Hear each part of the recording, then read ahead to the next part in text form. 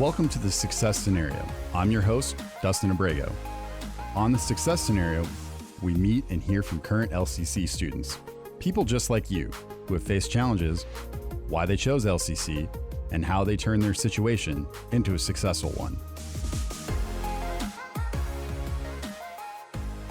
Hello, everyone. Thank you again for joining us again this week. My name's Dustin Abrego, and I'm joined by Christine Reed.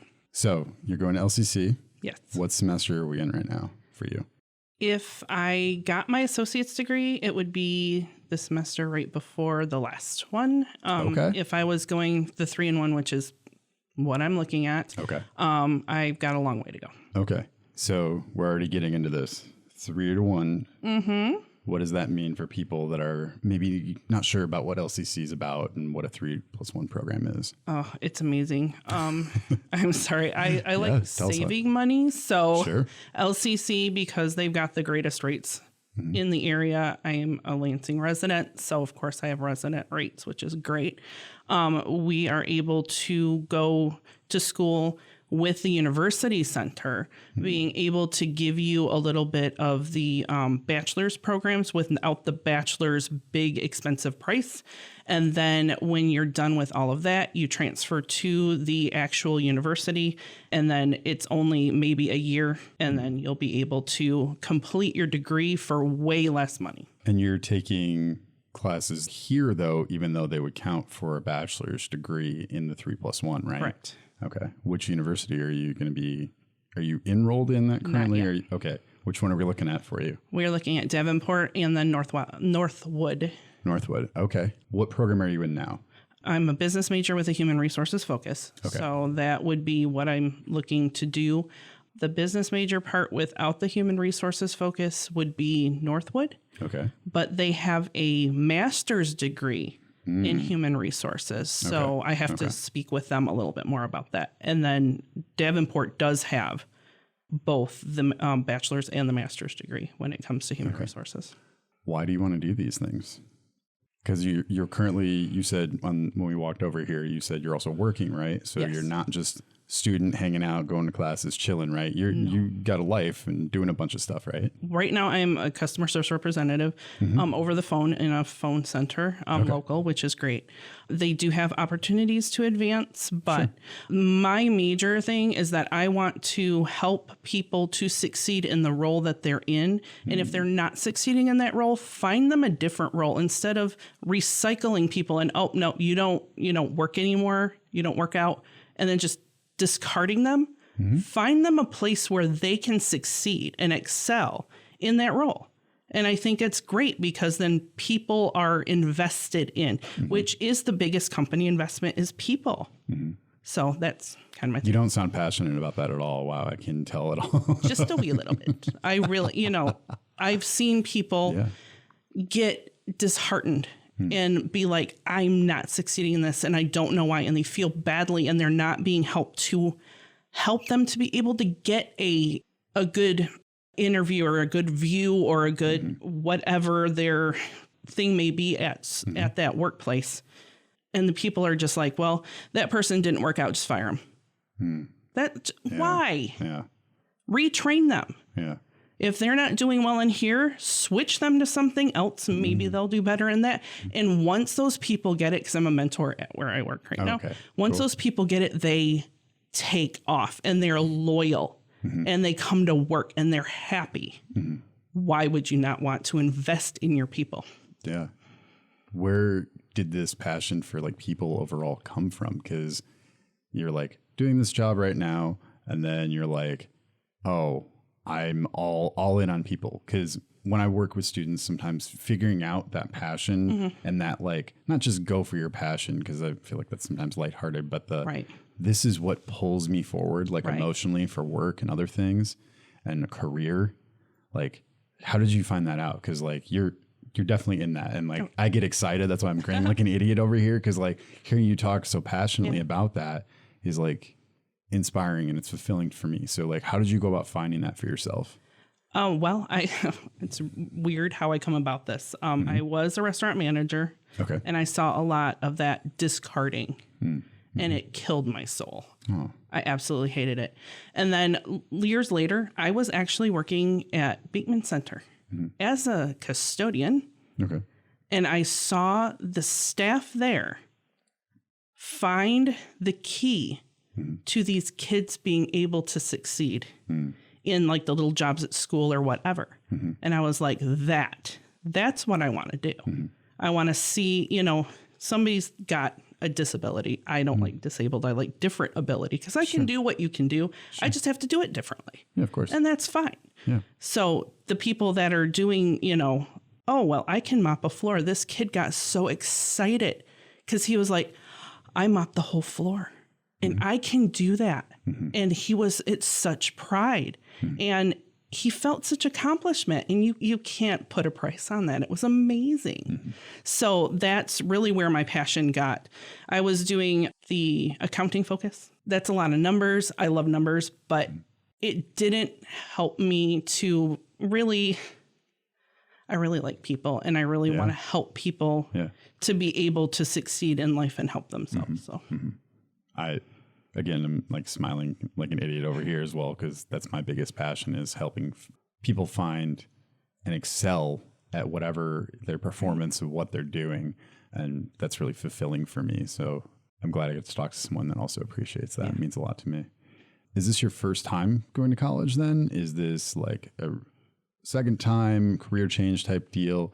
Can you maybe talk to me about that and what that looks like? Well, when I graduated high school, I wanted nothing to do with college because I was in college prep classes the whole entire high school career. I hated it. It was so much. I didn't realize that college would be a lot more fun. So we kind of focused on family. I have 3 children. Okay. And then in 2012, my husband is disabled now. He got really sick and he couldn't work anymore.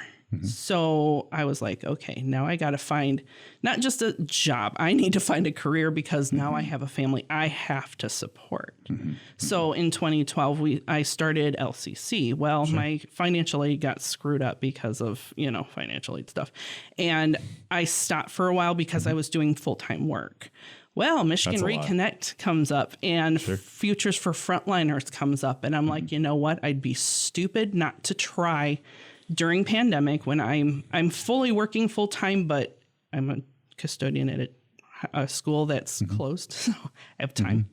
I'm able to do my job and then focus on my schoolwork as well. That's what got me back. So those 2 programs are amazing.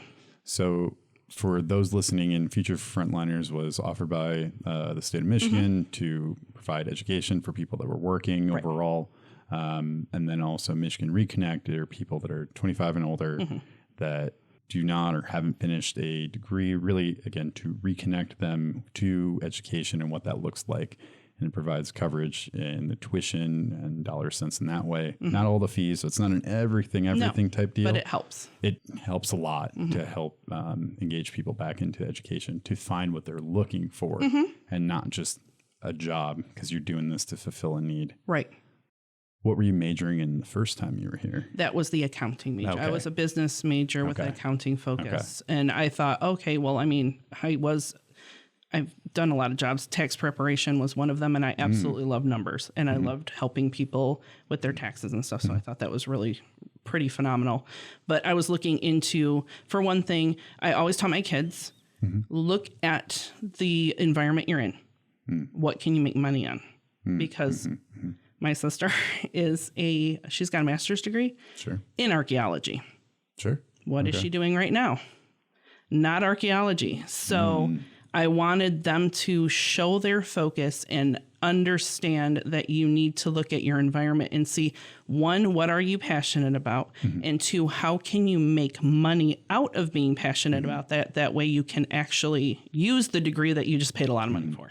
And I like your perspective on that because you framed it not of money first. And in general, people get weird when you bring up money, but like also you have things to do and stuff. Does it create happiness? No, it helps you get through the door to find the thing ultimately. And you starting, I think, again, with what do you actually like really care about? And then how can you use that to find like what's the overall, like how does that overlap in those circles for you? Like, I think that's really powerful. Thank you. Did you come up with that on your own? Was that something that because you said you've instilled this and kind of tried to teach your family, and this is important for you all. Where did that come from for you? It was by a lot of observation, just seeing, like, I have a really good friend who was a store manager. What is his major? Criminal justice. Yeah. What are you doing with your degree? You can't get into criminal justice. Okay, so you know what I mean? And I asked him a lot, do you regret your schooling? Ooh. And he said there are times he regrets the schooling, but he does use some of the background schooling because he was a minor in psychology in life anyway. Yeah. But that could have been learned in a different way. You know what I mean? Yeah, he could have done business with a psychology minor, because a lot of business is psychology. It really is. Sure. Yeah, working with people. Right. And I mean, he's very good at what he does, but looking at how much you spent, opportunity cost, it literally is. And I mean, I understood opportunity cost before I knew what it meant. And when I took that class, I was like, that's it. You've got to figure out, what are you losing to gain? And if it's not worth the cost, you might want to rethink what you're doing. You should be interviewing me. I feel like we should really switch right now, because you're hitting these people up that you've worked with some, I don't want to say hard questions, because that makes it sound like you're being difficult, but like that's not the case. I think you're looking for honesty, and for people, not that they're lying, but I feel like sometimes telling the truth, right? Yeah, it's just one of those things where he knew where I was coming from, because he knows that I'm not, a snot or nothing. I'm just like, okay, I'm doing this. Yeah. Am I wasting, you know what I mean? Like, am I wasting my time looking at this and doing what I'm doing? And I'm gaining guidance from people in different things. Do you think maybe not necessarily just your friend or other things that I would even put myself in this category? My undergrad is in broadcasting. This is the one way that I'm using it is right now, if you can tell. That otherwise, is really cool, though. It's really cool, but it maybe gave me some skills and applicable to where I'm working in education now to get my master's and do stuff like that. But do you think that in your example, that getting the education, but then doing this other job, do you think maybe people make choices or life gets in the way, or like, because suddenly it's not, I have this talk with students quite a bit where I go, they're like, maybe I'll take a semester off, and I try not to go, I already see your face, right? Yep. The research I know and my like experiences, like, it's not going to be a semester. It's not. You talk, you it wasn't. Elaborate. It literally was not a semester. Is that what you planned it to be? I did, because my financial aid screwed up. If it wasn't for the financial aid, I would have never stopped. But because stuff happens, life happens, whatever, I was like, I will pause to get this taken care of. And it took me, so I mean, it took a while. It took years.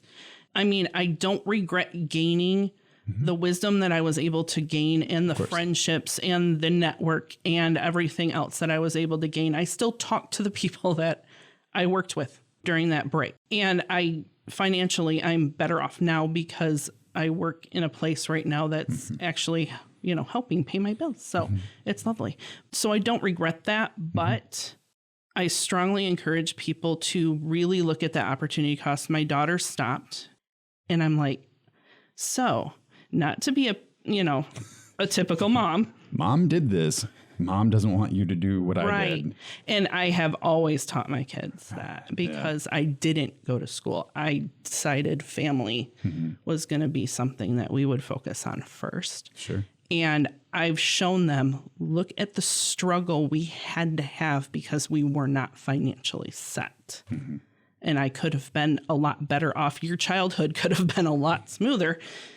Financially, they don't care because they're provided for and they don't understand all that. But when they're getting older, they're like, oh, yeah, Mom couldn't give me this one thing that I wanted for Christmas that one year because it was probably some Xbox. I mean, I'm sure that's not what they thought about. They probably Not at that time. When you were a kid, do you remember being like, oh, they didn't give me this, or that they were maybe stressed out about money, XYZ, the thing, and you'd be like, can I do this? And you're like, no.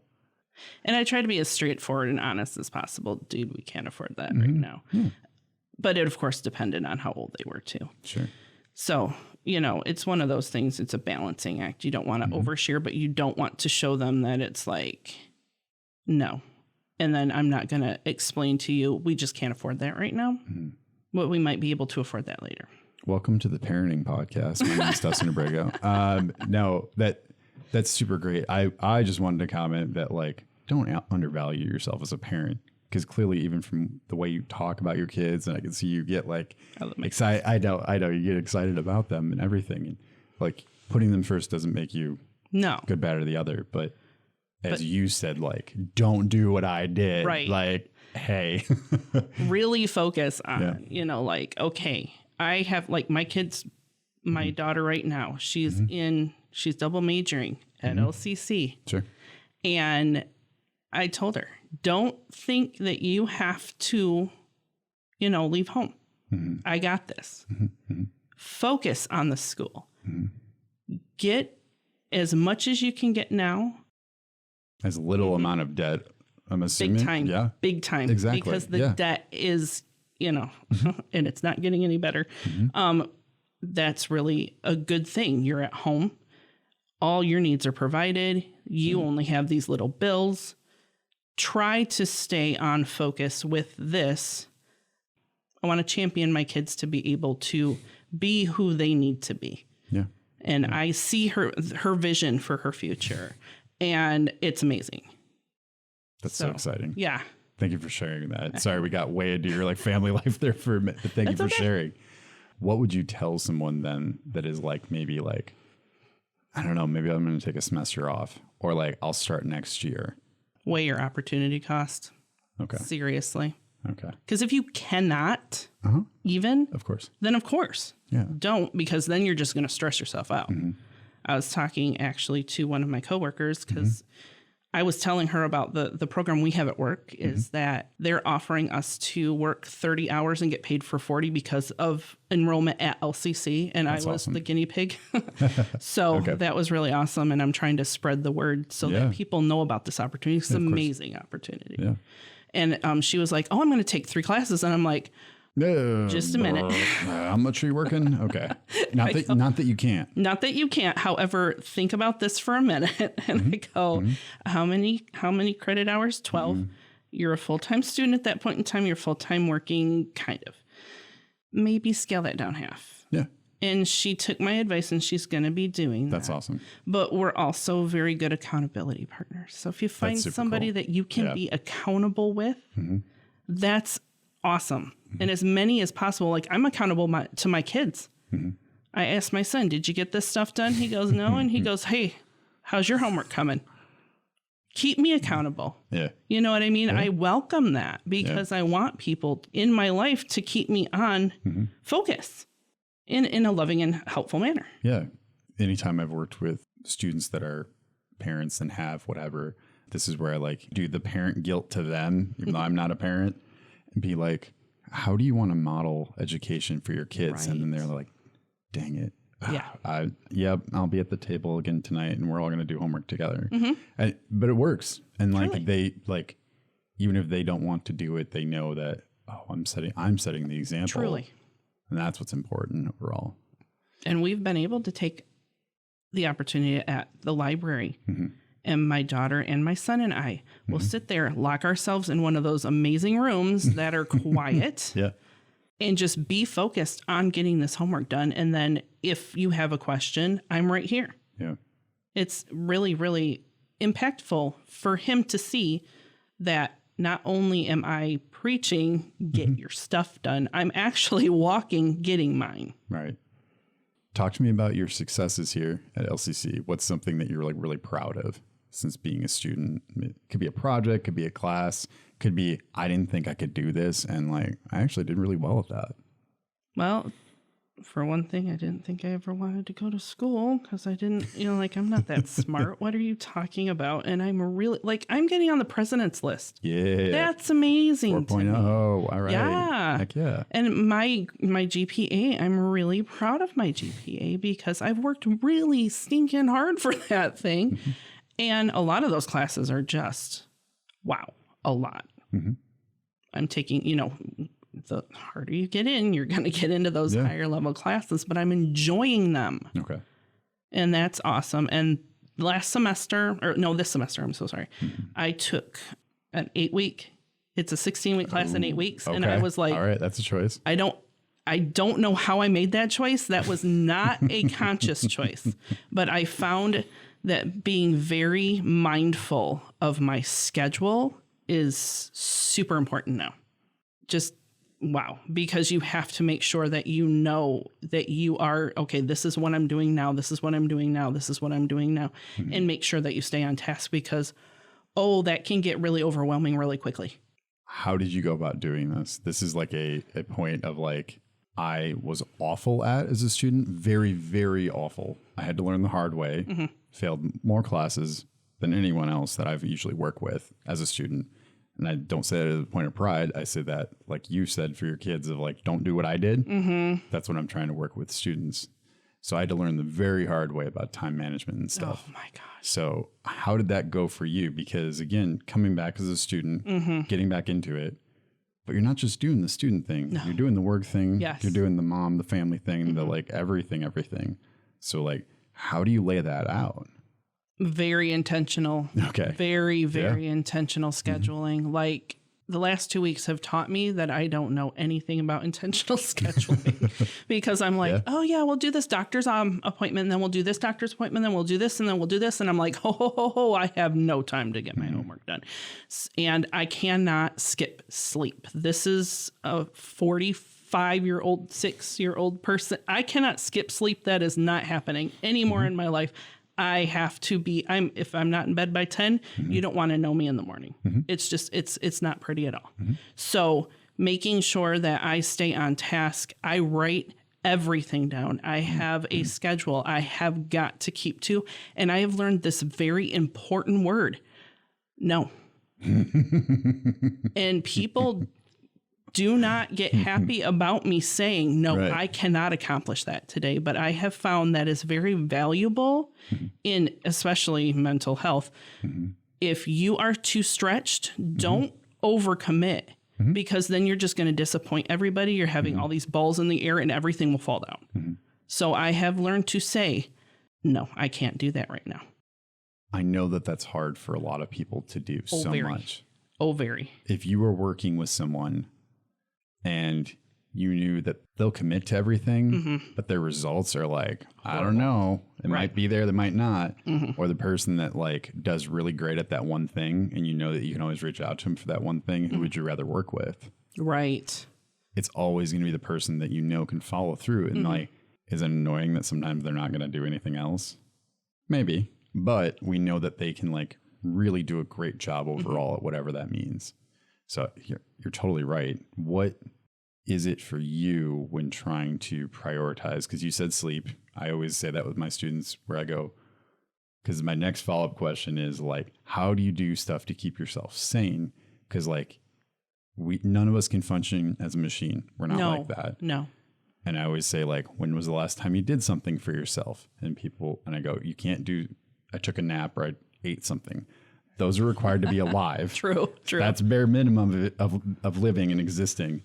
So how do you build in that time for yourself? Because you have a lot of different things in the air right now trying to do that. Oh, true. And like you said, keeping the sanity so you can be the best version, best parent, best student. How do you put in that time for yourself then to still do great?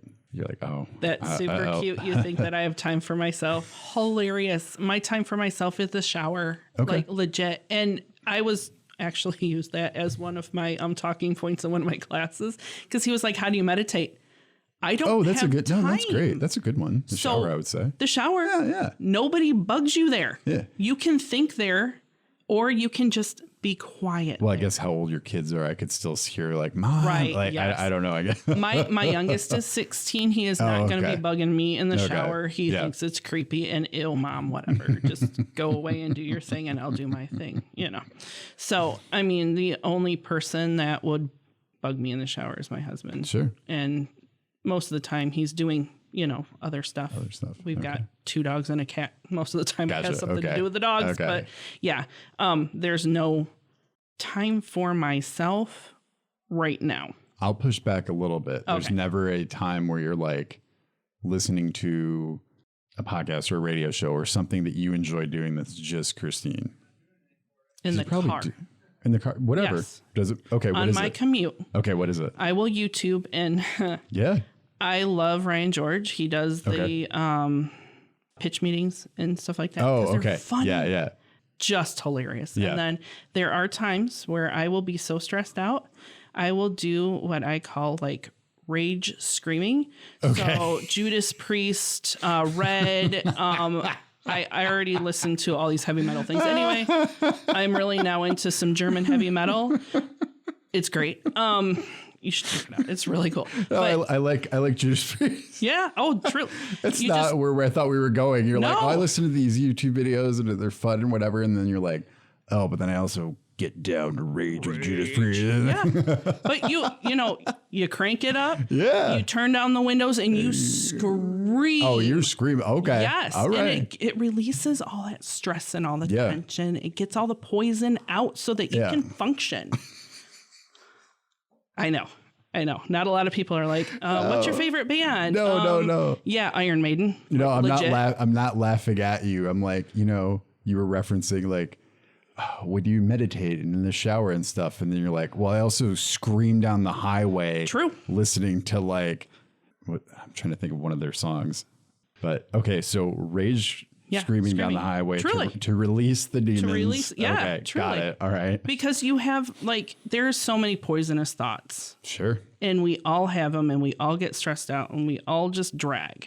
Yeah. This helps so much.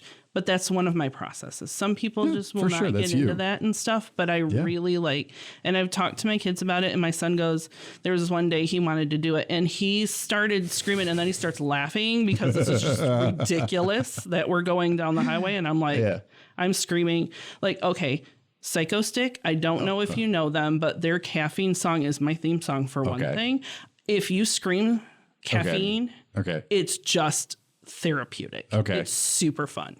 So you just crank it up, listen to it, start screaming the words, and then you feel so much better. It releases all those things. Yeah.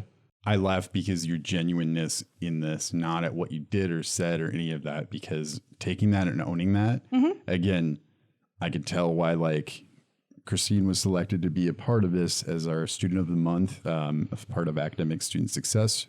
Her coach, Larry, connected and said, whatever. I reached out and say, hey, do you want to be on this podcast? And she said, yes. So you have a lot of these things down. When I work with students, that's one of the things that I ask. You're able to, this is what I do. This is what I have to do. I had to push back a little bit of like, hey, what do you do for yourself? And you're like, I don't really do anything because you have so much going on for sure. You can't even think, you can't process. But you do have things to help balance yourself out. Because again, this is not for forever how busy you are. No. Because you're going to be on winter break, quote unquote. I know you have other life things going on that don't stop for winter break, but you get that break in that time frame, which is coming up. And I know everyone is like, can it just be Thanksgiving already? We're just so ready. We're ready right now. Truly. But I've got so much to do at the end of the semester. My daughter and I will sit there and go, is it really almost time? Oh my gosh, I've got blah, blah, blah, blah, blah. Yeah. And I'm, of course, helping her to get to places that she has to go to because she's in the sign language program here. And you have so much outside of class that you have to commit to get done. Yeah. And I try to help get her where she needs to be so she can get her hours. So I'm like, okay, well, you're going to do this. I'm taking my computer. I'm sitting here at, Owl Cafe or, or at a Big B or whatever. And then when you're done, I'll come pick you up. And well, at least I can get some homework done, kind of, snatch those moments and take advantage of that time. I've heard the term, I think it's like net time, like no extra time, and like just fit it, like, you know that you're going to do this at this point, do this. It's like when I go to the gym in the morning, I just will respond to the emails or I'll just like, that's when I have the ideas and process if I'm on the treadmill. So I've told my supervisors, they're like, yeah, sorry, I sent that email at like 6 a.m. And they're like, yeah, are you okay? And I was like, oh yeah, I was just on the treadmill. And I was like, oh, this is an idea for a program we could do, like whatever. But like, I'm doing it at that point, you know, because otherwise, an email, you're not texting anybody. No, it's you not. Don't want to I'm not a crazy person. Right. No. I'm not calling you. No. Who calls people? Yeah. And I'd rather do that and think of fun and exciting things than I would just watch what's on the news and be like, oh, the market today, whatever. And I was like, okay, I'll get sucked into that. Look at the market today. Please don't look at the market today. It's depressing. Stop it. So to wrap it up and bring it back to everything, what would you tell, knowing what you know now, where you're at, how you're like navigating this, and although you're like maybe feeling at this point in the semester like you're just holding on, being like, like we're almost there, come on, but you're doing well, very well, extremely well, the best you can do. You're on the President's List 4.0 and everything. Again, congrats for that. What would you tell someone that is like thinking maybe about coming back, maybe doing Michigan Reconnect, or what would you even tell yourself in the beginning? Because probably when you were looking to restart, you were like, I want to do this, but I'm also like, can I do all these things? Is this, I'm assuming, right? What would you tell maybe previous you and or someone that's like, I don't know if I want to come back? I think it's worth it. I really do. Yeah. I wouldn't be doing it if it wasn't, because opportunity cost is a big thing for me. It's investing in your future is always a good investment, but be intentional. That's the biggest thing is a lot of people are not like super intentional. You've got to be intentional because it's so much noise and everything and blah, blah, blah. It all piles up and it's all overwhelming. But if you really are intentional, then you can block some of this stuff and learn to say no. Younger self did not understand those words. Younger self was, well, they asked, so I need to do it. Shut that down. No. Seriously. Because mental health right now, people really do need to focus on making sure they're okay. Yeah. And reaching out if they're not. Yeah, of course. And being intentional and being focused and being understanding and giving yourself some slack, because you can't be super person. You can't do everything and you can't do it by yourself. If my husband wasn't home helping me out at home, I couldn't do this. I have a good support system. I have people that are like, my son and my daughter, come on, Mom, how are you doing on your homework? You know, pushing back. I have people in my life that are like, okay, what are you going to do? How are you going to do it? I had a very great principal who just got his doctorate when I was working there. Wow. Okay. And he was talking to me about going back to school. Really? Because he goes, you're literally a custodian, which is an amazing, amazing job. And you invest in these kids. But for one thing, my body was not keeping up anymore because I have some disabilities. So it's like, I've got to kind of focus on being able to sit down and, you know, invest my mind in something else. So he was really helpful with that. So having people that are encouraging and are, you know, are holding you accountable and helping you to be able to succeed is huge. And the success coaches are amazing. I have to plug. Did not pay you to say that. Yeah. I did not. Larry texts me every once in a while, hey, how's it going with this? And it actually, that holds me accountable as well, because I'm like, oh, yeah, I probably should have done that like 2 weeks ago. Let me get it done. And then oh, yes, I did that. Thank you. You know? Yeah. Yeah, truly. Because you guys will help us to be able to, and all you guys want to do is make sure that we succeed in what we want to do. Yeah. And bravo to LCC for having this program, because this was not here in 2012. I didn't have a successful coach that I could go over and say, yeah, my financial is screwing up. How can how can I navigate that? And I think that would have been very valuable back then. So take advantage of your entire network and be able to succeed. So go for it. Awesome. But look at the market and make sure that you're doing it strategically. For sure. Those are a lot of wise words. Thank you so much for chatting with us and like having your experience and everything. I'm excited for you to move to taking classes at the university center. That'll be fun. Figuring out which school that is for you. And then like moving on to the thing that you really want to do, which is empowering people. That really speaks volumes. Thank you. So thank you so much. It. Thanks for the opportunity. I appreciate it.